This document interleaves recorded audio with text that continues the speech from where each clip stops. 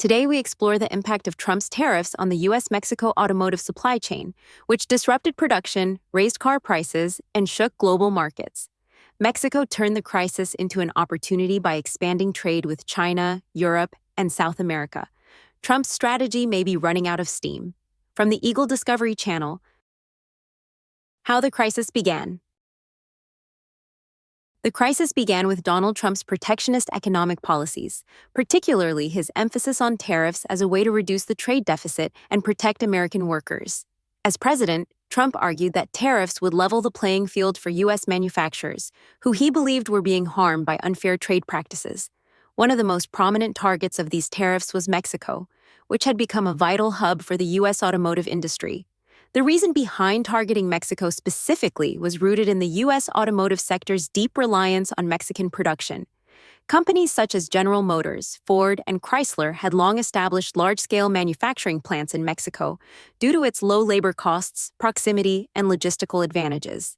The result was a booming cross-border supply chain, with Mexican factories supplying crucial components to U.S. assembly plants. As of 2024, approximately 40% of car parts entering the U.S. were sourced from Mexico, making the relationship between the two countries essential to the U.S. automotive industry. Trump, however, viewed this heavy reliance on Mexico as a threat to American manufacturing.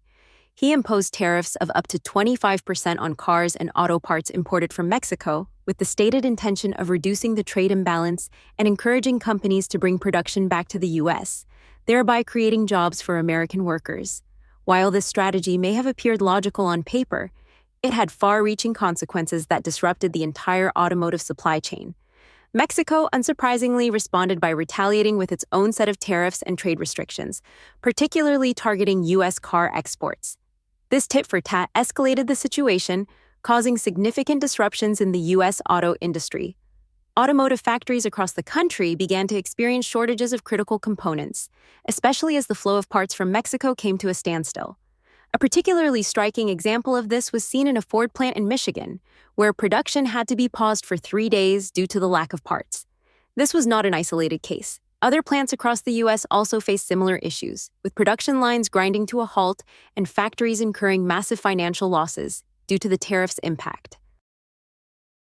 The situation quickly turned into a crisis as companies realized how vulnerable their supply chains were to political decisions.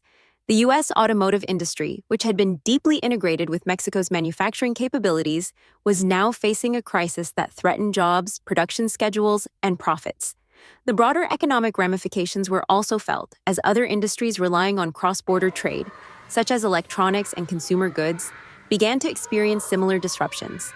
In the end, the consequences of these protectionist policies were far more complex and damaging than the original trade deficit reduction and job creation goals. The automotive industry's supply chain was fundamentally altered, leading to significant economic ripple effects that affected both countries. The concrete consequences of the automotive crisis. The transportation restrictions imposed by Mexico as a response to U.S. tariffs created significant challenges for American companies that had become heavily reliant on the cross-border supply chain. For decades, automotive giants like General Motors, Ford, and others had optimized their operations by utilizing the efficiency of Mexico's manufacturing network, where parts and components were produced and transported to U.S. plants almost instantaneously.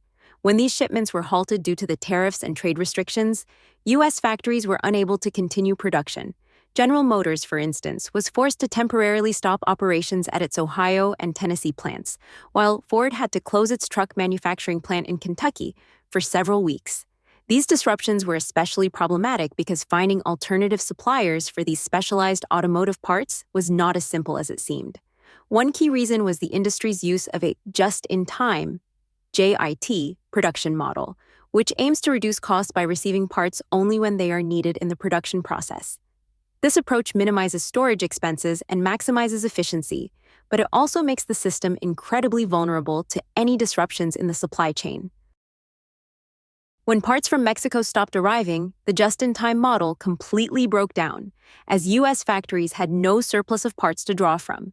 The lack of inventory and the failure to quickly find alternate suppliers meant that production lines were halted across the country.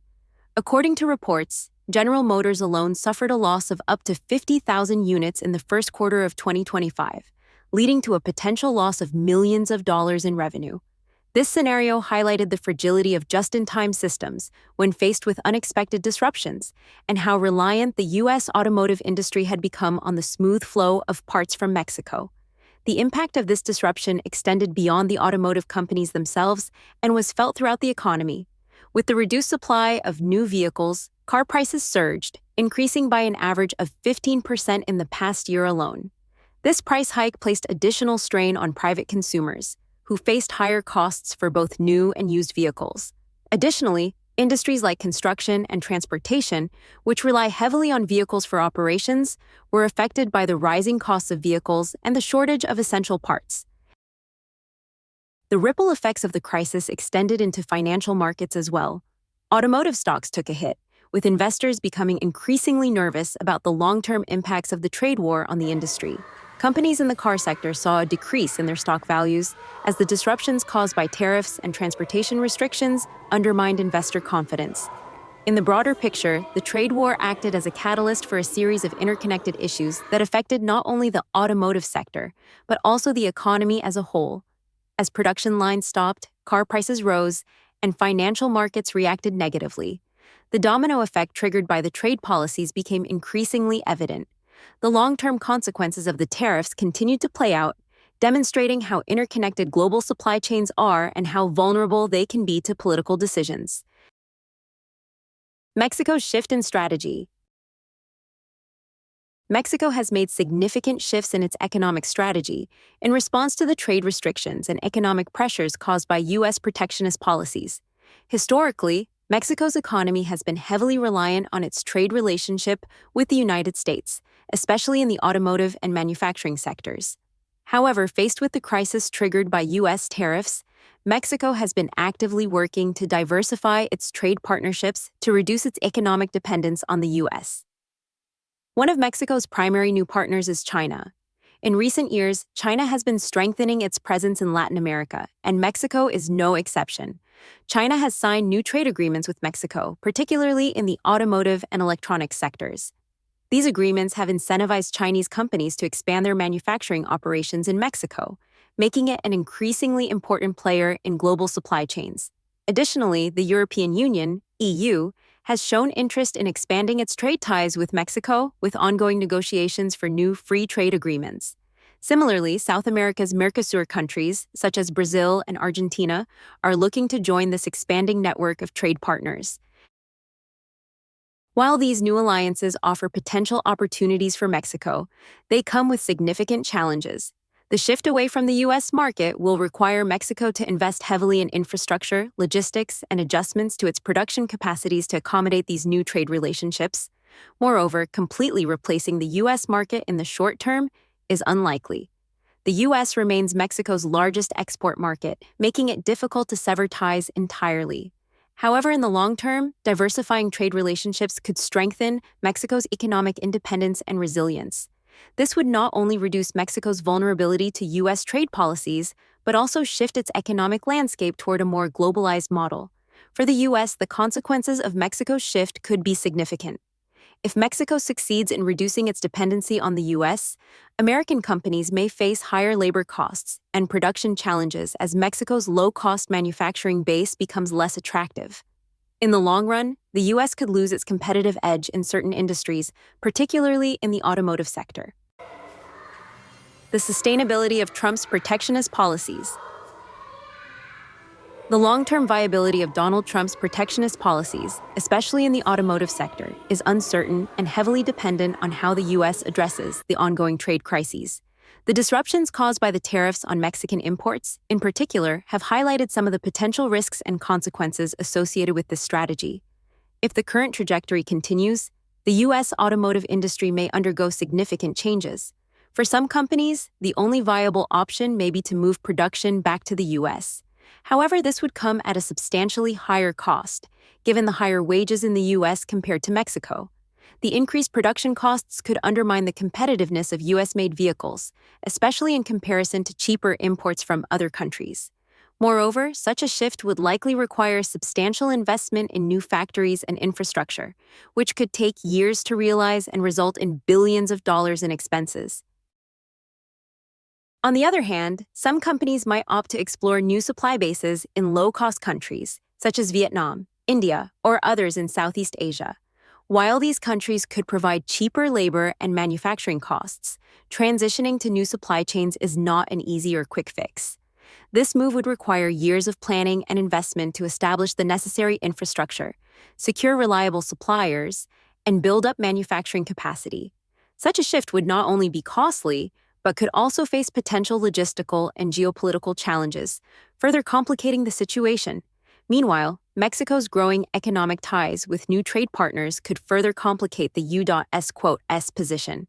If Mexico deepens its relationships with China, the European Union, EU, and Mercosur, it could reduce the U.S. dominant role in the region and weaken its economic influence. This shift could disrupt the balance of global trade, particularly for U.S. businesses that have long relied on Mexico for manufacturing. As Mexico diversifies its trade network, it could mitigate the negative effects of U.S. tariffs and reduce its dependence on the U.S. market, potentially changing the global manufacturing landscape in the long term. Australia's shift toward China. Australia's trade pivot toward China also highlights the broader consequences of Trump's protectionist policies. Historically, Australia had been one of the U.S. closest allies and a significant supplier of key raw materials, such as iron ore and coal. However, in response to Trump's heavy tariffs on Australian resources, Australia made the strategic decision to redirect its exports to China, its largest trading partner. This shift was driven in part by the limitations of U.S. mining capabilities. Trump's attempt to use tariffs to encourage U.S. mining production failed, as U.S. companies simply could not match Australia's production capacity. The lack of sufficient domestic iron ore, coal, and steel has severely impacted the U.S. industry. Mines in the U.S. have experienced production cuts, leading to shortages of essential materials for the automotive sector, which in turn has raised costs and exacerbated supply chain issues. As a result, Australia's decision to prioritize China for raw material exports has provided China with a significant strategic advantage in the global market. China now has increased leverage in sourcing key materials, leaving the U.S. with limited options. This shift in trade priorities reflects a broader trend of countries realigning their economic strategies in response to the U.S. protectionist policies. Australia's redirection of its exports to China may further undermine the U.S. position in global trade and add to the geopolitical complexities that come with shifting trade alliances. Canada's energy threat to the U.S. Tensions between the U.S. and Canada have escalated significantly due to the protectionist policies pursued by Donald Trump. One of the most notable flashpoints in this growing conflict has been Canada's threat to cut off its electricity exports to the U.S. This threat is particularly significant because Canada has long been a key energy supplier to the U.S., providing a substantial portion of the electricity used across the U.S. for decades. Canada's decision to make this threat comes after the imposition of tariffs by Trump on Canadian goods, which have strained relations between the two nations. The tariffs, which targeted various goods from Canada, were seen by many as unjust and have fueled growing frustration in Canada. The Premier of Ontario, in particular, has made it clear that Canada is prepared to retaliate by reducing its electricity exports to the U.S. in response to what Canada views as unfair and damaging trade practices. This move would be highly impactful, as Canadian electricity plays a crucial role in powering U.S. industries, homes, and businesses, especially in regions like the Northeast and Midwest, where Canadian energy supplies are essential. This kind of action is unprecedented in North America, where cross-border energy flows have historically been seen as stable and reliable. The threat to cut off electricity exports signals not just economic discontent, but also a broader geopolitical shift. Canada's willingness to take such a step underscores the increasing frustration of U.S. allies with Trump's protectionist agenda and the trade wars he has instigated. If Canada does follow through with its threat, it could disrupt the energy sector, leading to higher energy prices in parts of the U.S. and possibly triggering a ripple effect in other industries that rely on Canadian resources, such as manufacturing and transportation. The ongoing energy dispute between the U.S. and Canada could have far-reaching consequences. If Canada follows through with its threat, U.S. states dependent on Canadian electricity may face widespread blackouts. This could escalate into a larger trade conflict, leading to significant economic losses for both nations. The situation remains uncertain, and only time will reveal how this conflict will unfold. If you found this content insightful, make sure to subscribe to the channel and follow us for more updates.